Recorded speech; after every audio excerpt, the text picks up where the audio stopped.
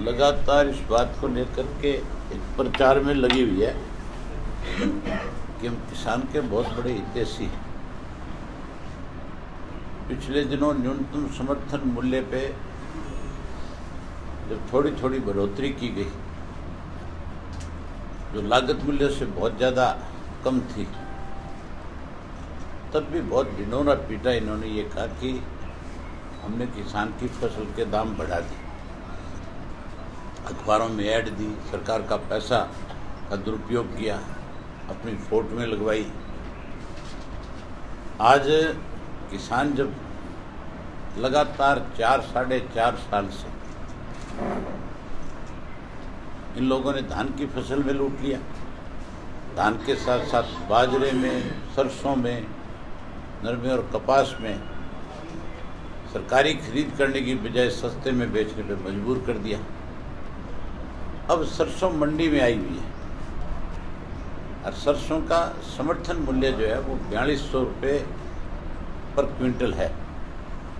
आप मंडी में जाकर के इस बात की अभी इंक्वायरी कर सकते हो कि किसान को 4200 की बजाय 3200 रुपये क्विंटल मिल रहा है। 1000 रुपया क्विंटल का आज किसान को न्यूनतम समर्थन मूल्य से कम मिल रहा है। मुख्यमंत्री ने विधानसभा में दावे किए थे इस बात के कि हम सरसों का एक एक दाना खरीदेंगे और उसी सरसों से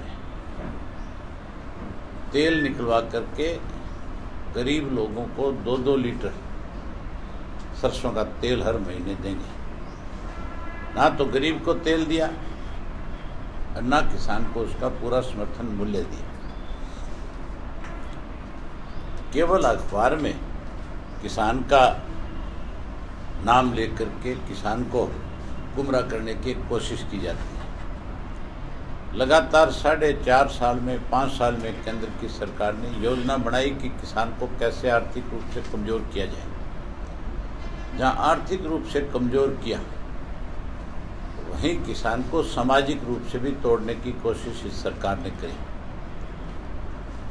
अब उस किसान को राजनीतिक रूप से भी मारना चाहती है। और एक तरफ तो सरकार ये कहती है कि हमने भ्रष्टाचार पे भी अंकुश लगा दिया, दूसरी तरफ रोजाना भ्रष्टाचार को लेकर के एक से एक बड़े घोटाले सरकार कर रही है। मैं बहुत जल्दी अगले 3-4 रोज में सरकार का एक बहुत बड़ा हेल्थ डिपार्टमेंट का इशू जो है लोगों के बीच में लेकर के जाऊंगा। आपके माध्यम से बताऊंगा कि किस तरह से जो अपने ऊपर ठप्पे मारते हैं इस बात के भी हमारे से ज़्यादा ईमानदार कोई नहीं है, उनसे ज़्यादा बड़ा बेईमान भी कोई नहीं है। जो मैं हेल्थ वाला इशू लेकर के आऊँगा उसमें बहुत चौंकाने वाली बात है। हेल्थ डिपार्टमेंट के अंदर जो कचरा होता है, चाहे वो सिरिंज है, चाहे वो और दूसरी कोई डिब्बे हैं किसी दवाई के, जो कचरे के रूप में है, जिसको डिस्ट्रॉय करने की बात की जाती है। एक इंजेक्शन को 2 दफ़ा यूज़ नहीं कर सकते, उसको रिसाइकिल करके ही या नया बना करके मार्केट में लाया जा सकता है। आजकल बहुत सारी चीज़ें हॉस्पिटल में सामान ऐसा है जो डिस्पोजेबल होता है और उसके टेंडर होते हैं सरकार की तरफ से। इस डिस्पोजल को उठा करके आप डिस्ट्रॉय करके आओ और डिस्ट्रॉय करने के नाम के ऊपर टेंडर दे करके एजेंसियों को पैसा दिया जाता है। मेरे पास वो वीडियो हैं जिनमें उनको डिस्ट्रॉय करने की बजाय उसको थोक के भाव बेचा जा रहा है। और ये 100% सरकार की मिलीभगत से हो रहा है। उसमें जो टेंडर में जो पैसे, ये सारी बातें मैं अगले 2-3 दिन में चंडीगढ़ जाऊंगा, वहाँ प्रेस कॉन्फ्रेंस करके किस तरह से भ्रष्टाचार को इन्होंने बढ़ाया है इस बात को उजागर करूंगा। वहीं लोकसभा के चुनाव का बिगुल बज चुका है। जो लोग लगातार ये प्रचार कर रहे हैं कि इंडियन नेशनल लोकदल पार्टी टूट गई, पार्टी कमजोर होगी, बड़ी हैरानी की बात है। जो अपने आप को ताकतवर मानते हैं, जो ये कहते हैं कि हम 10 की 10 सीट जीत करके आएंगे, उन्होंने अपने इलेक्शन का शुभारंभ फरीदाबाद से किया। फरीदाबाद के भी पिरथला में किया, और पिरथला के अंदर जब कलराज मिश्र और कृष्णपाल गुर्जर गए तो लोगों के बहुत बड़े विरोध का सामना करना पड़ा। दोनों को लोगों ने बोलने नहीं दिया, दोनों को बिना अपनी बात कहे मंच छोड़ के जाना पड़ा। उसके बाद दूसरा इन्होंने इलेक्शन का एक कार्यक्रम जो है चिड़ियागांव में रखा, भिवाड़ी में। और उस चिड़ियागांव में जो बाडड़ा हल्के का गांव है, उसमें लोकल एमएलए जो बीजेपी का है बाडड़ा से, वो भी था, और जो सांसद है धर्मवीर, वो भी था।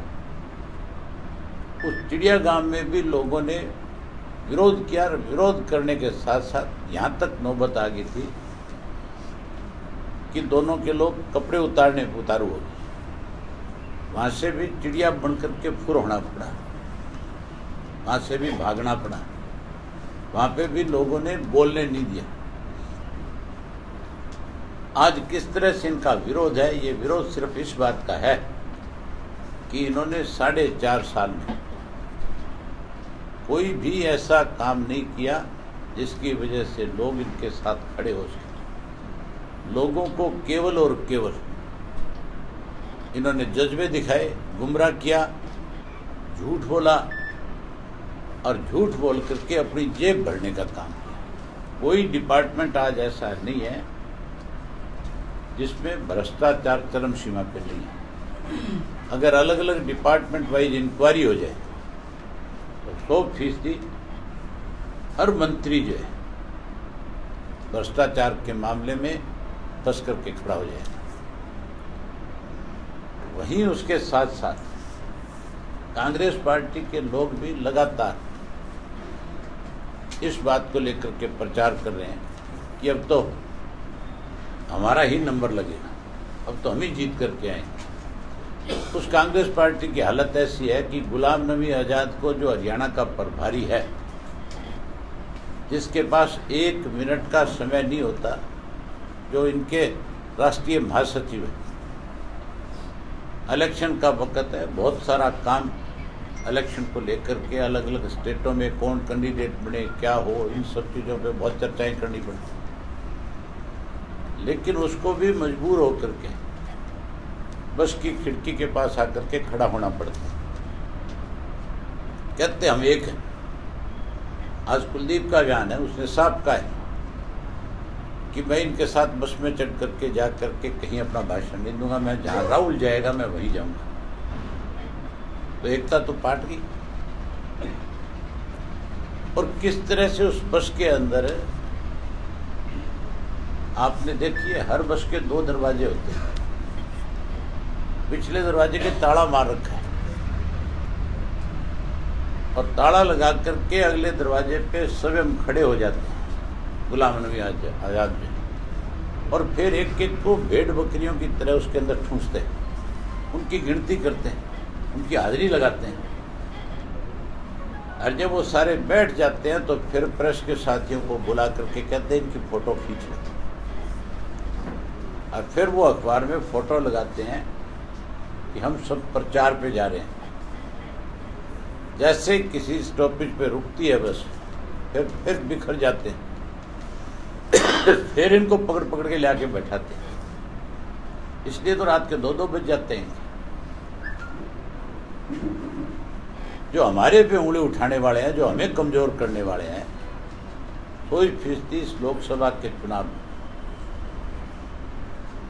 जब नतीजे आएंगे तो इन लोगों की लोग तसल्ली करा देंगे। पहले तो ये 2 पार्टियां थी जो हमारी पार्टी में तोड़ फोड़ करके अपने आप को राजनीति के बड़े खिलाड़ी मानते थे।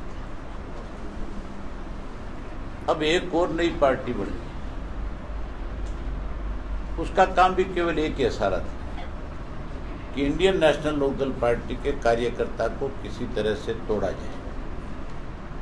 उनके पास भी विचारों पे कोई दूसरा काम नहीं बचा, वो भी सारा दिन हाथ में चप्पल लेकर के और इस काम में लगे हुए। लेकिन 100% इस तीसरी पार्टी के लोगों का इलाज भी लोग इन्हीं की चप्पल से कर देंगे। ये जो हमारे विधायक तोड़ करके अपने साथ ले जाने की कोशिश में लगे हुए थे, मुझे लगता है आने वाले 2-4 दिन में इनके साथ एक भी विधायक नहीं रहेगा, सारे के सारे अलग अलग पार्टियों में चले जाएंगे।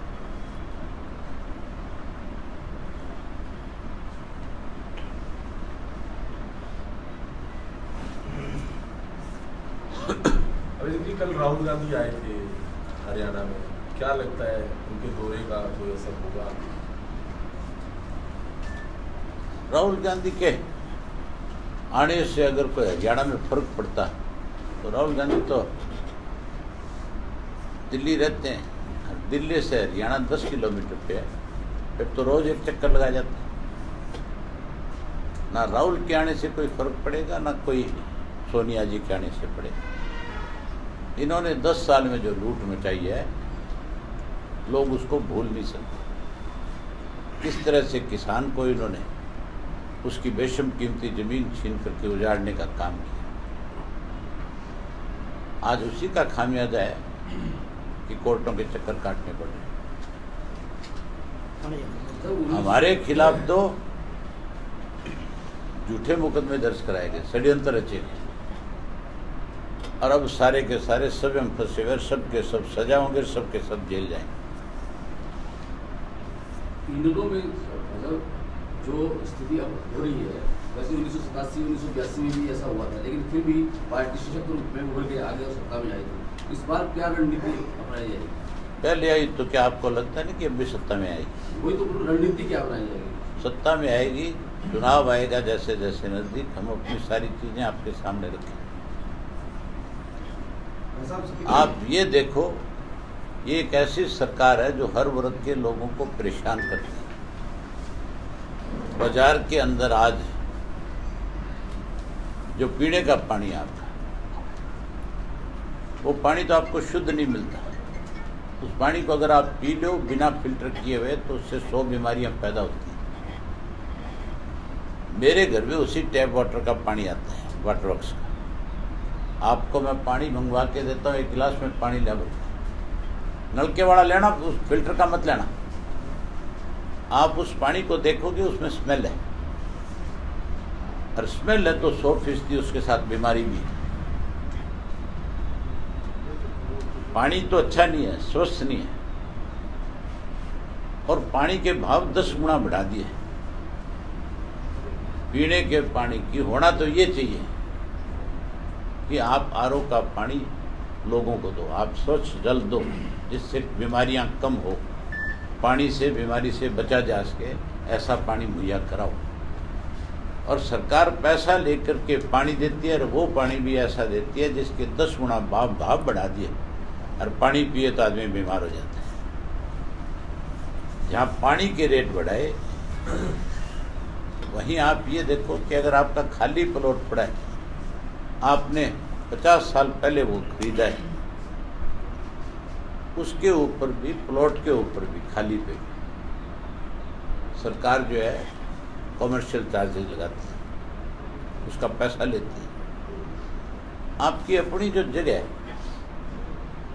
जिससे आप कोई कमाई नहीं कर रहे हो, उस पर आप किस चीज़ का टैक्स दे। अब तो जहाँ के पशुओं के बाड़े हैं, जो कोई म्यूनिसिपल एरिया में आ गया, नगर परिषद के एरिया में आ गया, उनसे भी वसूली करने लगे। सरकार का काम वसूली करना नहीं, सरकार का काम सुविधाएं देना है। इन्हें लोग किस मुद्दे पे चुनाव लड़ेंगे लोकसभा, क्या क्या मुद्दे रहेंगे? अभी आपके सामने मैं बता के गया हूं कि कैसे किसान को कमजोर किया है। किसान आर्थिक रूप से मजबूत हो, हमने हमेशा किसान की लड़ाई लड़ी। इनको किसी एक को कहीं इसको स्मेल करके देखो, आपको पता लगेगा पानी कैसे, इसी को दे, पीना तो है नहीं। ले इसको पीना बस, सूंघ तो ले इसको, स्मेल करके देख, सही सही बताइए क्या इसमें है, बदबू है कि नहीं है। इनको भी दिखा, किसी और को भी। और कहीं यूं ना सोच रही हो कि एक गिलास कोई दूसरी जगह से भर के लाए, तुम्हारे में से कोई खड़ा होकर जाके बाथरूम में जो टैप लगी हो उसमें पानी देख के चेक कर लो। इनेलो के उम्मीदवार कब तक ऐलान कर दिया जाएगा? 15 तारीख को। भाई साहब, जो स्पीकर ने फैसला दिया है, क्या उसका राजनीतिकरण हुआ है? स्पीकर के फैसले का क्या राजनीतिकरण है? स्पीकर के पास कोई चारा नहीं। अगर कोई रिजाइन करेगा तो स्पीकर को उसका रिजाइन मंजूर करना पड़ेगा। हमने जिन 4 लोगों के खिलाफ लिख करके दिया है, 100% अगर स्पीकर निष्पक्ष होकर अपना फैसला देगा तो ये चारों के चारों नहीं, ये 6 के 6 डिस्क्वालीफाई हैं। उनका इस्तीफा मंजूर करने की बजाय स्पीकर को उनको डिस्क्वालीफाई करना चाहिए। चप्पल को लेकर बड़ी बड़ी बातें बनाई जा रही है। चप्पल को लेकर बड़ी बड़ी बातें बना रही, कोई आ रही बातें कि खड़ाऊ भी है देवीलाल जी। चौधरी देवीलाल ने अपनी जिंदगी में कभी चप्पल पहनी नहीं। तैने चौधरी देवीलाल को कभी देखा कि नहीं देखा? कभी चप्पल देखी उनके पैरों में? हमने ये सुना था कि जो उग्रवादी होते थे पंजाब में, उग्रवाद के वक्त जिनको पुलिस पकड़ लेती थी, पूछताछ करने के बाद जब उनको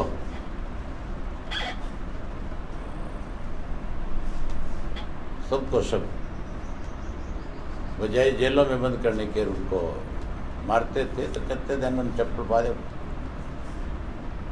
चप्पल पहना के फिर कहते दौड़ो, और वो दौड़ते थे, वो पीछे से वो यहाँ मारते। ये तो हमने तुम्हारी लिखी हुई कलमों से सुनी है, अखबारों में आता था, टीवी में चलता था, बोले फलाने ने चप्पल पहनाती, फलाने ने पहनाती। सब इस बार क्या समीकरण देंगे? जो मौजूदा सांसद हैं उनको टिकट मिलेगी या कटेगी, या कैसे समीकरण देंगे? ये बात मैं तेरे को बता दूंगा तो फिर मारे तो कल बड़ी बच्चे नए चेहरे भी ला सकती है। प्रदेश कार्यकारिणी युवा बैठक, हाँ, हमारा एक फैसला है, हम 33% महिलाओं को टिकट देंगे और 2 युवा चेहरे इस लोकसभा के चुनाव में उतारे। हम युवाओं की भी भागीदारी सुनिश्चित करेंगे राजनीति में। चौधरी देवीलाल ने हमेशा युवाओं को आगे लाने का काम किया। चौटाला साहब ने हमेशा युवाओं को महत्व दिया, और आज चौधरी देवीलाल की नीतियों को बढ़ा करके फिर युवाओं को जिम्मेवारी देंगे। जहाँ युवाओं को जिम्मेवारी देंगे वहीं महिलाओं को भी 33% आरक्षण कहीं मिला नहीं, लेकिन हमारी पार्टी लगातार महिलाओं को 33% को टिकट लोकसभा और विधानसभा की देती रही। हरियाणा कांग्रेस के कप्तान को सिरसा की टिकट मिल गई है। भूपेंद्र सिंह हुड्डा ऐलान कर गए थे कि अशोक तंवर सिरसा से प्रत्याशी होंगे। अशोक तंवर के लिए क्या के गए हुड्डा था? हुड्डा की चलती तो तंवर प्रत्याशी नहीं हो सकता। ये तो फिर मान के चलो हुड्डा के लिए बहुत बड़ी मजबूरी है। हुड्डा को और तंवर को दोनों को बस में आधा घंटा अकेले छोड़ दे तो 100% मुकदमा दर्ज हो जाए। धन्यवाद।